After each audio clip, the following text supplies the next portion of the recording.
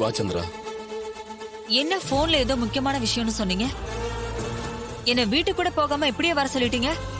அப்படி என்னங்க முக்கியமான விஷயம்?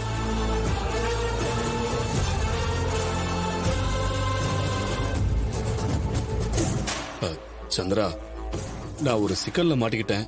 அத நீ தான் தீர்த்து வைக்கணும்.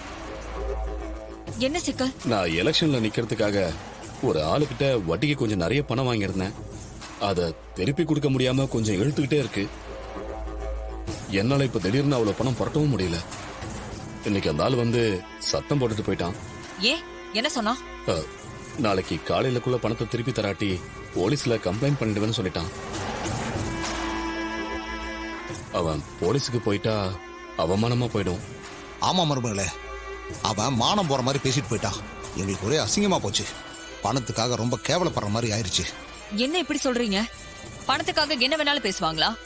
அவன் யாருன்னு சொல்லுங்க, நான் பாத்துக்கிறேன். இல்ல சந்திரா, பிரச்சனைய பெருசாக்க வேணாம். எப்படியாவது பணத்தை கொடுத்து செட்டில் பண்ணிடுவோம், அதான் நல்லது. சரி, இப்ப என்ன பண்ணலாம்னு சொல்லுங்க. நீ மனசு வச்சா பிரச்சனைய கொஞ்சம் இமிடியேட்டா சால்வ் பண்ணிடலாம். என்ன சொல்றீங்க? இதுல நான் என்ன பண்ண முடியும்? முடியும் மருமகளே, நீ நினைச்சா முடியும். நீங்க ரெண்டு பேரும் சொல்றது எனக்கு எதுவுமே புரியல. கொஞ்சம் விளக்கமா சொல்லுங்க.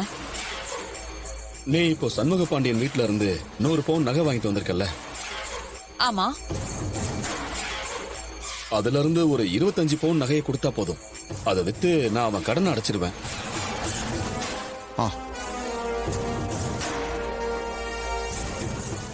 இப்போதைக்கு இதை விட்ட வேற வழி தெரியல சந்திரா. பணத்தை கொடுக்கலன்னு வச்சுக்கோ, அவன் போலீஸ் அது இதுன்னு சொல்லி நார் அடிச்சிருவான். அப்புறம் வெளியில தலை காட்ட முடியாம போயிடும். ஆமா மருமகளே, இப்ப உன் புருஷன் மானத்தை காப்பாற்ற வேண்டிய பொறுப்பு உன் கையில தான் இருக்கு.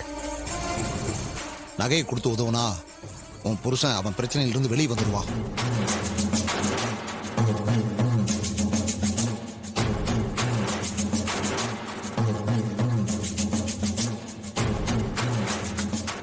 மாட்டீங்க. என்ன சந்திரா யோசிக்கிற? இல்லங்க, உங்களுக்கு நகையை கொடுக்கறத பத்தி எல்லாம் இல்ல. அதெல்லாம் கோயில கிடைச்ச பழங்காலத்து பாரம்பரிய நகைங்க. அதனால அது விற்க போறதுதான் கொஞ்சம் ரிஸ்கான விஷயம். கேர்ஃபுல்லா இருக்கணும்ல. அதே சமயத்துல ரொம்ப சீக்கிரட்டாவும் இருக்கணும். அவ்வளவுதானே. வழக்கமான ஒரு சேட் கிட்ட இந்த மாதிரி டீலிங்லாம் செய்வேன். அதனால எந்த பிரச்சனையும் இல்ல சந்திரா. இல்லங்க, நான் என்ன சொல்ல வரேன்னா, அந்த டிரைவர் பையன் உங்களை கண்கொத்தி பாம்பா வாட்ச் பண்ணிட்டே இருக்கான். கொஞ்சம் விஷயம் கசிஞ்சாலும் நாம எல்லாரும் மாட்டிக்குவோம்.